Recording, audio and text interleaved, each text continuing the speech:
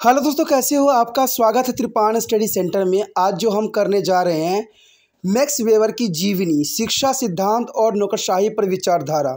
ये काफ़ी महत्वपूर्ण टॉपिक रहने वाला है क्योंकि हम साथ में मैक्स वेबर की प्राधिकार के सिद्धांत पर भी विस्तार पूर्वक चर्चा करेंगे। और ये काफ़ी महत्वपूर्ण टॉपिक है हर एक क्लास के बच्चों के लिए जिनके सिलेबस में मैक्स वेबर की जीवनी या उनकी सिद्धांत या नौकरशाही पर विचारधारा, तो ये काफ़ी महत्वपूर्ण होने वाला है सभी बच्चों के लिए।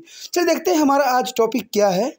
आगे जो हमारे समक्ष आया है काफ़ी महत्वपूर्ण है कि नौकरशाही की बढ़ती शक्ति के लिए जिम्मेदार कारक। देखा जाए तो नौकरशाही की बढ़ती शक्ति के लिए जिम्मेदार कारक कौन कौन से हो सकते हैं, तो ये काफ़ी महत्वपूर्ण बात यहाँ आता है। देखा जाए तो मैक्स वेबर के अंतर्गत उनके अनुसार जो है नौकरशाही की शक्ति में वृद्धि के लिए निम्नलिखित कारक जो है उत्तरदायी हो सकते हैं। मैक्स वेबर ने साफ शब्दों में जो है बढ़ती हुई शक्ति के जो है निर्धारित कारण जो है बताया था धन अर्थव्यवस्था का निर्माण। सबसे प्रथम बात उन्होंने धन अर्थव्यवस्था का निर्माण को जो है कारक बताया। उसके पश्चात देखा जाए तो मैक्स वेबर ने पूंजीवादी अर्थव्यवस्था का उदय, ये भी काफ़ी महत्वपूर्ण बात थी कि पूंजीवादी अर्थव्यवस्था का उदय भी कहीं हद तक जो है नौकरशाही की बढ़ती शक्ति के लिए जिम्मेदार कारक हो सकता है। इवन देखें तो लोकतांत्रिक संस्थानों का विकास, कहते हैं लोकतांत्रिक संस्थाओं के विकास भी नौकरशाही की बढ़ती शक्ति के लिए जिम्मेदार होने का फैक्टर बन सकता है।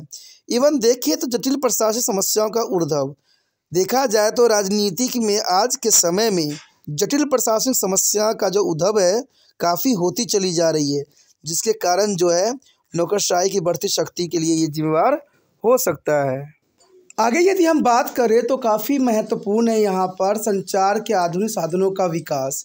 देखा जाए तो संचार के आधुनिक साधनों का विकास काफ़ी महत्व रखता है और इसके कारण देखा जाए तो काफ़ी जो है देशों में विकास का जो है एक नया रूप देखने को मिला। उसके पश्चात बात करें बुद्धिवाद का विकास। देखा जाए जैसे जैसे इंसानों में बुद्धिवादी का विकास हुआ है वैसे वैसे इनकी रहन सहन हर चीज़ों में जो है काफ़ी बदलाव देखने को मिला है, तो ये कारक हो सकते हैं। और सबसे महत्वपूर्ण कारक यहाँ पर यही देखने को मिलता है कि जनसंख्या की वृद्धि।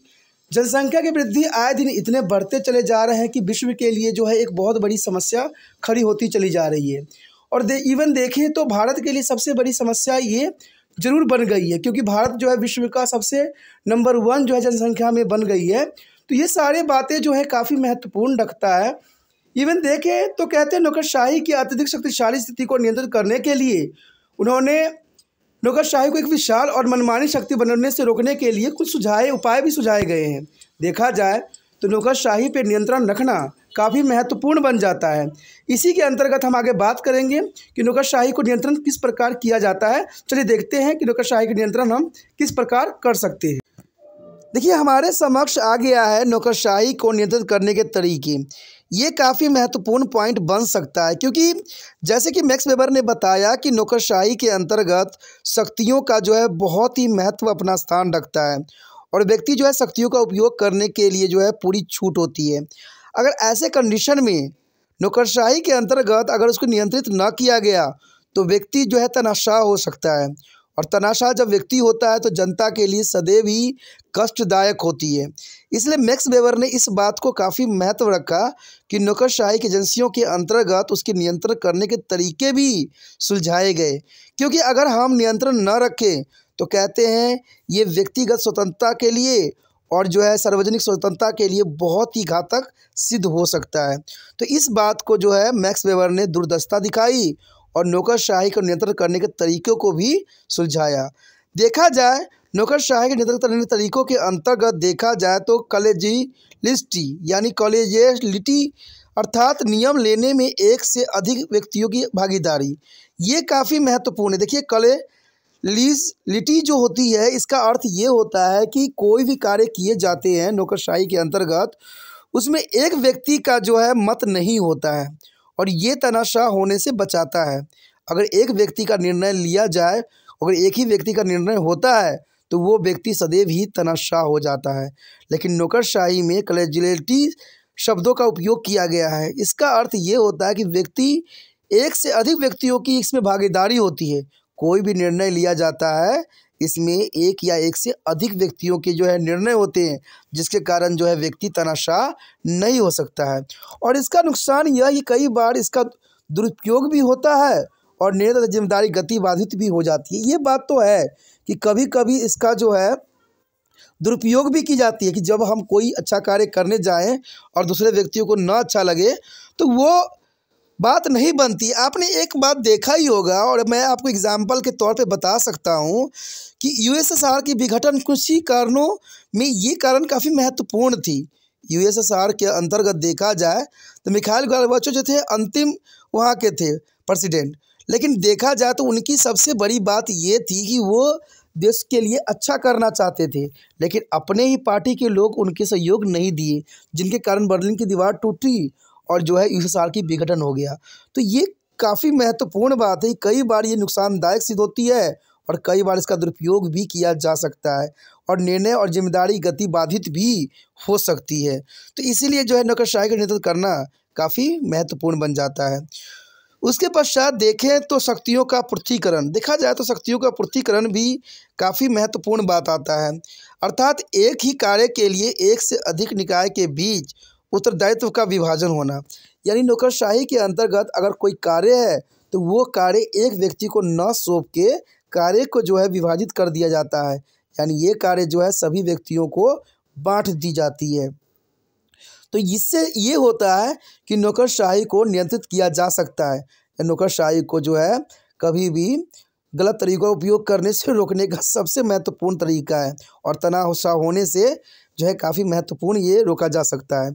इसलिए यहाँ पर देखा जाए तो शक्तियों का पृथकीकरण एक काफ़ी महत्वपूर्ण बात नौकरशाही के नियंत्रण के अंतर्गत आता है। आगे देखिए तो जैसे पहले जो है CAG के पास अकाउंटिंग और ऑडिटिंग दोनों की जिम्मेदारी थी, जिसे उसका एकाधिकार हो गया और पारदर्शिता के साथ साथ दक्षता भी खत्म हो गई। तो ये काफ़ी महत्वपूर्ण यहाँ पर एग्जाम्पल है कि CAG के पास जो थी पहले अकाउंटिंग और ऑडिटिंग दोनों प्रकार की जिम्मेदारी थी, जिससे उसका एकाधिकार हो गया था, यानी उसका ही वर्चस्व चलने लग गया। कहते हैं किसी भी चीज़ पे अगर किसी एक व्यक्ति का अगर नियंत्रण हो जाता है तो उस विभाग के अंतर्गत देखा जाए तो पारदर्शिता के साथ साथ दक्षता भी खत्म हो जाती है, क्योंकि वो व्यक्ति उसका जो है अपना निजी कार्य के लिए इस्तेमाल करने लग जाता है। और यही हुआ जब CAG के साथ हुआ। CGA जो थी एक तरह के अकाउंटिंग और ऑडिटिंग करने की जिम्मेदारी दी गई थी, लेकिन जब एकाधिकार हो गया तो इसकी सारी पारदर्शिता और दक्षता जो है एकाएक खत्म हो गया। इस प्रकार लेखन किसी अन्य निकाय को दिया गया और तब CAG जो है केवल लेखा परीक्षा कार्य करता है और इस प्रकार दोनों निकाय सामूहिक रूप से एक दूसरे और सरकार पर नज़र रखते हैं। तो देखा जाए तो ये CAG जो थे पहले तनाशाह हो गया था। जब ये तनाशाह हो गया और इनकी पारदर्शिता ख़त्म हो गई तो इसको जो है एक अलग ही विभाग दे दिया गया, जिसके अंतर्गत केवल लेखा परीक्षा ही कार्य शेष रह गई और इस प्रकार दोनों निकाय सामूहिक रूप से एक दूसरे की सरकार पर नज़र रखने के कार्य कर सकते थे। आगे देखें तो आगे आता है शौकिया प्रशासन। शौकिया प्रशासन का ये अर्थ होता है कि अवैतनिक व्यक्तियों द्वारा प्रशासन, यानी व्यक्ति उस लायक नहीं होते हैं फिर भी जो है वो शासन संभाल रहे होते हैं। आज हमारे देश की सबसे बड़ी विडंबना यही है कि आज ऐसे व्यक्ति के पास सत्ता का भागदौड़ है जो उसके लायक ही नहीं है, लेकिन फिर भी जो है उन्हीं के हाथों में जो है सत्ता का भागदौड़ है। तो यही बात यहाँ इस पॉइंट से साफ नज़र आता है, जिसमें मैक्स वेबर ने बताई कि शौकिया प्रशासन यानी वो अपने शौक के लिए प्रशासन विभागों में कार्यरत होते हैं और अपने मनमर्जी से जो है कार्य करते हैं, जिसको तनाशाह भी कह सकते हो और जिसको देश कल्याण के रूप में कभी नहीं देख सकते हो। उसके पश्चात देखें तो प्रत्यक्ष लोकतंत्र। प्रत्यक्ष लोकतंत्र का अर्थ यही होती है कि लोगों के प्रति उनकी जवाबदेही सुनिश्चित करने के लिए नौकरशाहों को एक सभा को देख रेख और मार्गदर्शन में रखा जाता है। यानी देखा जाए तो नियंत्रण रखने की सबसे महत्वपूर्ण बात यही रहती है कि प्रत्यक्ष लोकतंत्र में यही होता है कि जवाबदेही सुनिश्चित करने के लिए जो भी नौकरशाहों में होते हैं उनकी एक सभा कि देख रेख और मार्गदर्शन के ऊपर जो है कार्य करने होते हैं। तो ये नियंत्रण करने के सबसे महत्वपूर्ण तरीकों में से एक माना जा सकता है। उसके पश्चात देखें प्रतिनिधित्व। कहते प्रतिनिधित्व का अर्थ यही होता है कि निर्वाचित प्रतिनिधित्व निकाय विधानसभा या संसदों के माध्यम से नियंत्रित होते हैं। तो ये काफ़ी महत्वपूर्ण बात है कि प्रतिनिधित्व जो होते हैं उनके लिए जो है नियंत्रण के कार्य विधानसभा या संसद के द्वारा की जाती है। तो ये काफ़ी महत्वपूर्ण बात है। देखा जाए तो मैक्स वेबर के वेबरियन मॉडल जो थी काफ़ी महत्वपूर्ण थी, लेकिन फिर भी बहुत से जो है यहाँ पर सोशोलॉजिस्ट ने इसका आलोचना भी की।